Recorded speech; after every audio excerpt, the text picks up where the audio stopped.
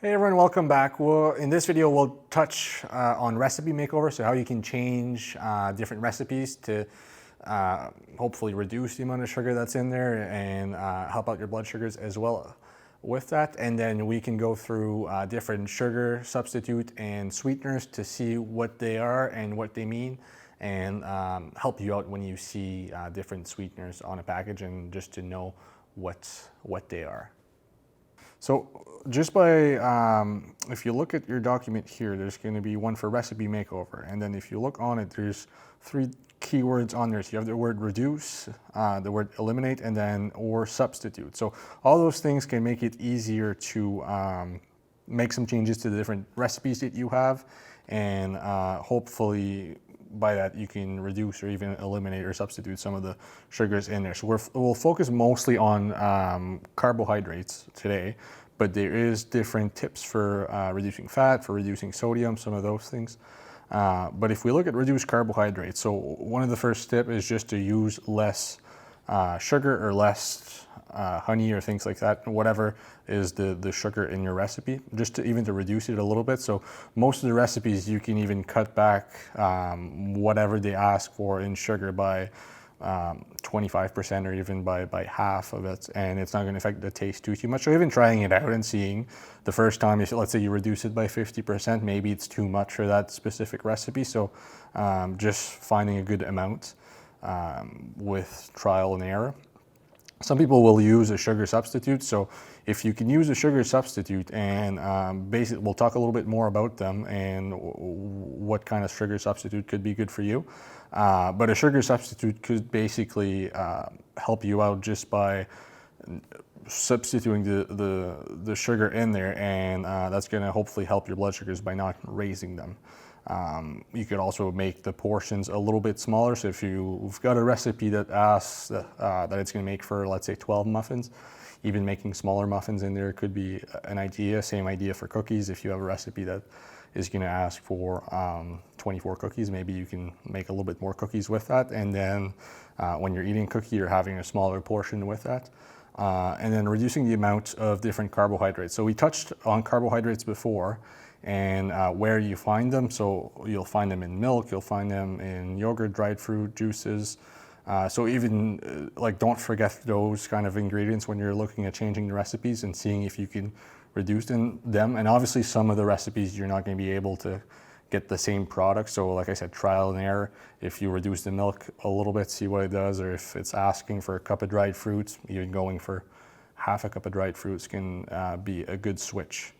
And then if you're looking to eliminate some of the carbohydrates in there, you're a good way, especially if you're doing muffins or if you're doing cookies, cakes, even reducing or even taking out completely, let's say, the frosting or the glaze that you have on your baked goods. Most of those frosting or glazes are basically made with a lot of sugar. So if you're reducing them or even taking them out completely, that's going to help to reduce the total carbohydrates that you have for your sweets. And then if you're looking to substitute some of the carbohydrates, so we'll touch a little bit about it earlier. If you're using sugar substitute, that's an easy way to substitute sugar for something that doesn't raise your blood sugars. You can use, let's say it's going to ask for syrup. It can be like pancake syrup, a lighter pancake syrup. It can be like a lighter corn syrup. That's obviously read the label and see if it's actually lower in carbohydrates. If you're using fruits, an easy way is just to use fruits that are packed in juices or water instead of using fruits that are packed in like a heavy syrup. We'll always just add more sugar. And then even as far as to substitute some of the flour that you have in your different baked goods, if you can substitute maybe half of that flour for like a whole grain type of flour, it will add a little bit more fiber in there. And like we touched on before, fiber does help to manage or help you manage your blood sugars a little bit. So some of those can be really good tips. And even adding different spices or different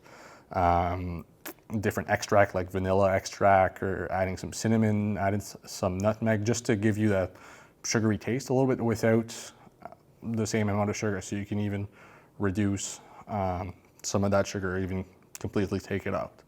If you're looking to change some recipes, there is some examples in here. So the first one would be some examples of different muffins, and it's giving you the ingredients before the makeover, so what the actual recipe would be, and then the different ways to reduce it, so you can see how it works. And then I'll show you what changed when they kind of switched off those recipes. So the first one that you see here, 2 cups of white flour, substitute for 1 cup of white flour plus 1 cup of whole wheat flour.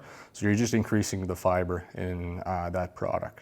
Same thing for, you see 1.5 cup of brown sugar going for 3/4 of a cup. So reducing the brown sugar, and you're just having a little bit less carbohydrates in there, and it's not gonna change the taste a whole lot. So you have a couple of recipes in here that you can try and see. It doesn't need to be just with baking. It could be with anything. If you're making, let's say, meatballs, or if you're making different things, even looking at your different recipes and including some of the tips to help you out a little bit and to change and reduce some of those carbohydrates and some of those sugar that you're putting in there. So the next part, if you're looking at the sugars and sweeteners, so the first part here, it's showing you different sweeteners that do increase your blood sugar. So if you're looking out and you're seeing some of those ingredients, or if you're picking them up in the grocery store, all of those ones in here will raise your blood sugar. So if you're looking for like corn syrup, still gonna raise your blood sugars, brown sugar, agave syrup, some of those ones here, icing sugar, honey, so all those things, when you eat them, they will break down into sugar. But there's a few options if you're looking for different sweeteners that don't increase your blood sugars.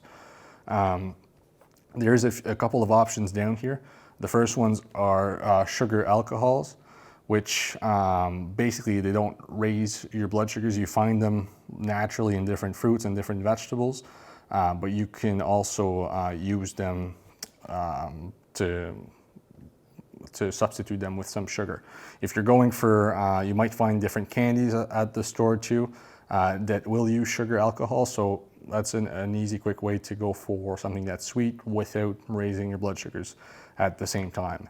And then if you're looking for different sweeteners, one of the big ones that we often talk about, aspartame, so you find it in different things. And all of those different sweeteners are tested by Health Canada too, so they're all approved and all safe to use. There is a category or a column that shows you what the maximum is for, what a maximum per day of how much, let's say, aspartame you can drink in a day, just a safe limit. So it is quite high for most people, but this is an easy way to switch some of that sugar in your foods and switch it with something that doesn't raise your blood sugars at all, like sucralose, which would be found in Splenda. So if you're adding Splenda to your coffee, if you're cooking with Splenda, it doesn't raise your blood sugar. So it's a nice sugar substitute that doesn't raise your blood sugars. So there's different foods in here, and obviously if you're picking one of these up, it might not be an equal substitute. So it might not be a cup of Splenda for every cup of sugar that you're supposed to do. So if you look at the packages, it will tell you what to do and how to substitute them. Some people will go for like a stevia-based sweetener, but it might be stevia, it might be truvia. That's an option as well. And then some people, like I said, aspartame is a really big one that you see everywhere, and you can find them in different packets like Equal or NutraSweet. But it is an easy way to kind of reduce the amount of carbohydrates just by switching the sugar for a sugar substitute that will be helpful to help you manage your blood sugars a little bit with that.